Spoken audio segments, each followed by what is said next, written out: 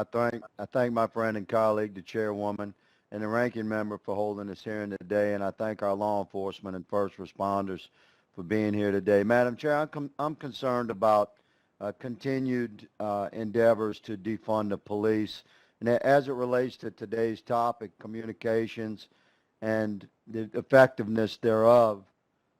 Here's an example. In Austin, Texas, the police department was defunded to the tune of $150 million. That's about a third of their budget.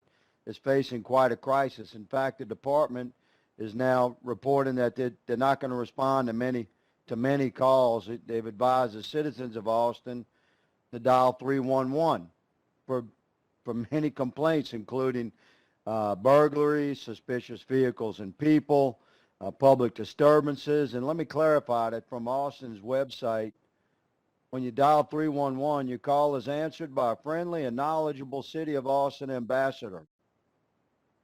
Our ambassadors are always ready to answer any questions or assist you with any issue you may have regarding the City of Austin's departments or services, 24 hours a day, 7 days a week, 365 days a year. If you dial 311, you can get an ambassador. Now, let me just say, when an American citizen is in a bind, they feel like they need to call 911. They need to be sure, we, the people, need to be certain that there's a police officer on the other end of that phone. And the Austin example is quite startling because it's happening across the country in different ways. And after reviewing each of our first responders and law enforcement witness testimonies today, there was a common theme. Every witness here talks about the need for additional resources. So the answer to improving emergency response efforts, including communications and interoperability across departmental jurisdictional authority, has never been to withdraw resources from our first responders. And as a former cop, I can assure the country that defunding the police is the greatest threat to our nation's ability to respond to emergencies.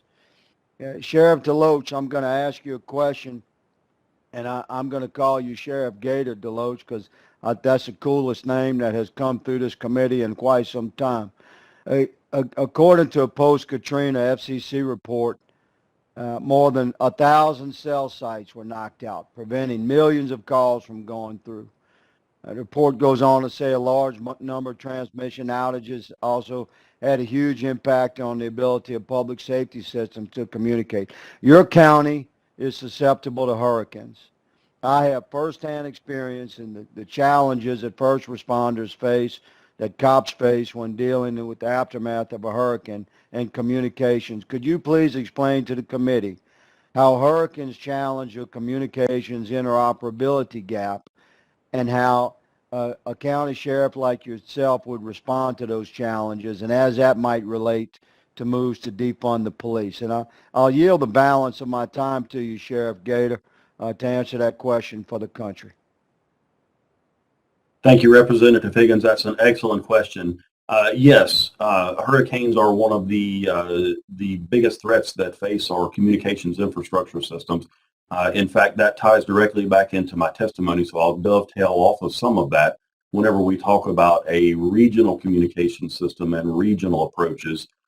We are actually in the process of negotiating with St. Johns County, which is our sister county to the east, to potentially develop a regional communication center, which would allow coastal counties like St. John's to tie into our system, or rather us to tie into their system, to build additional redundancies and fail-safes in the event that we have some type of a catastrophic failure, which would allow both entities to continue to operate independent of one another while still depending on the same core or the same common system, if that makes sense.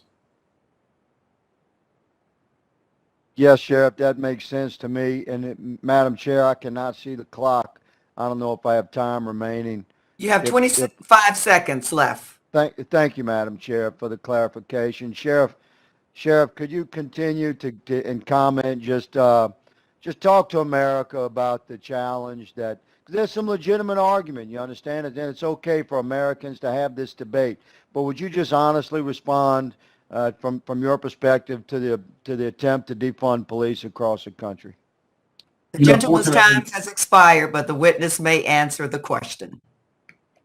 Thank you, Madam Chair. So fortunately, living in rural Northeast Florida, we don't even have those discussions here. Law enforcement is almost unilaterally respected by our citizens, and we're very grateful for that. My heart certainly goes out to my brothers and sisters in blue who are experiencing some of those devastating blows to their departments, and certainly even more so to the residents who are suffering at the hands of the funds or the attempt to defund police right now. It's un-American in my opinion, and shouldn't be tolerated.